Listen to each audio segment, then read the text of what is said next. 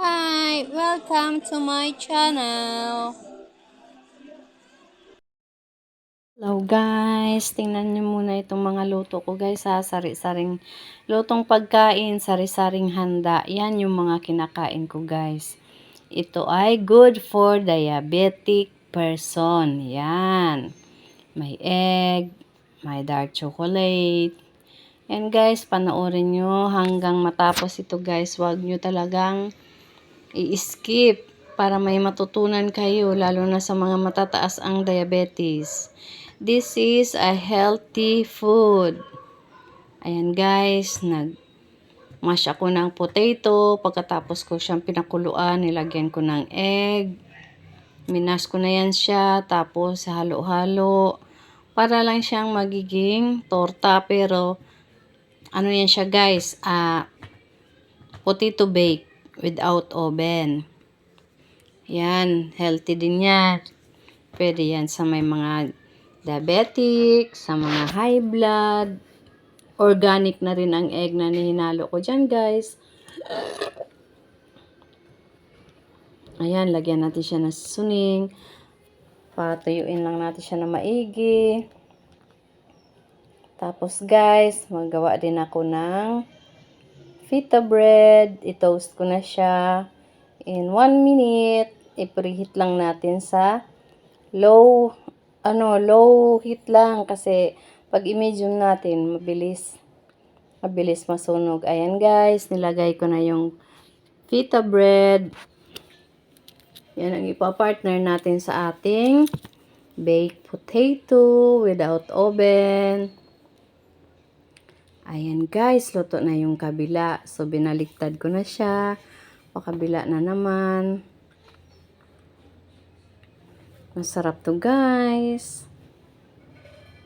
Tapos ito rin guys, nagluto rin ako ng fry bangus. Halo ko sa aking meal na oatmeal. Yan ang inuulam ko minsan. Ayan, masarap din yan guys kasi wala yan siyang timpla. Ang akin ding oatmeal, wala ring timpla. Ayan naman, kimchi rice, egg with peanut butter, peanuts. Tapos ito, oatmeal with chicken. Tapos, ayan guys, pinakuluan ko na yung manok para matanggal ang dumi. Ginisa ko na. Naluan ko ng patatas. That is an adobo. Chicken adobo. Ayan, naulit. Pero okay lang. Ayan guys, yung aking chicken adobo. Wala akong rice, walang oatmeal. Ayan. Ulit-ulit lang naman yung luto ko guys. Pero inisa ko dito para makikita nyo guys ang healthy food na aking niluluto at kinakain. Ayan, pinakuluan ko rin yung mag-adobo. Ulit-ulit lang yan guys. Huwag kayong manawang manood. Ulit-ulitin nyo rin para ma-memorize nyo, makuha nyo ang pagluto. Yan ay Bisayang luto yan. Masarap ang Bisaya magluto. Healthy pa.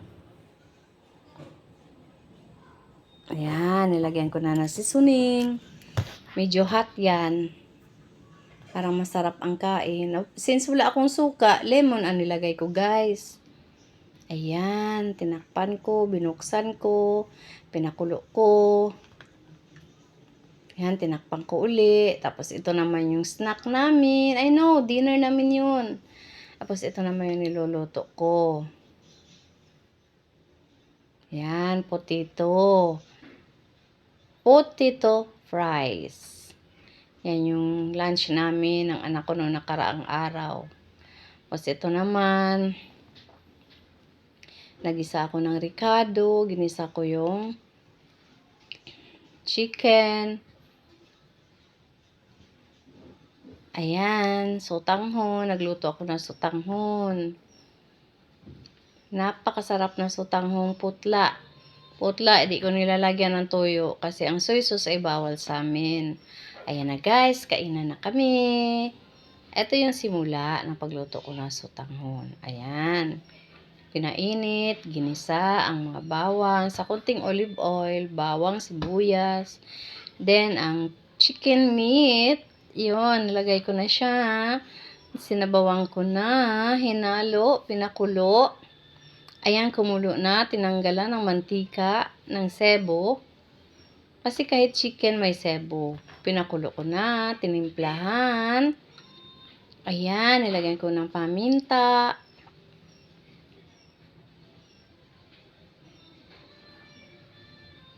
Nilagay ko na yung sotanghon. Inubos ko yung 6 na pirasong sotanghon, guys. Parang marami-rami. Abot hanggang gabi. O, diba? Marami-rami. Abot hanggang gabi. Ayan. Tapos, pumasyal kami sa SM. Bumili kami niyan. Charang! Tapos, ito naman yung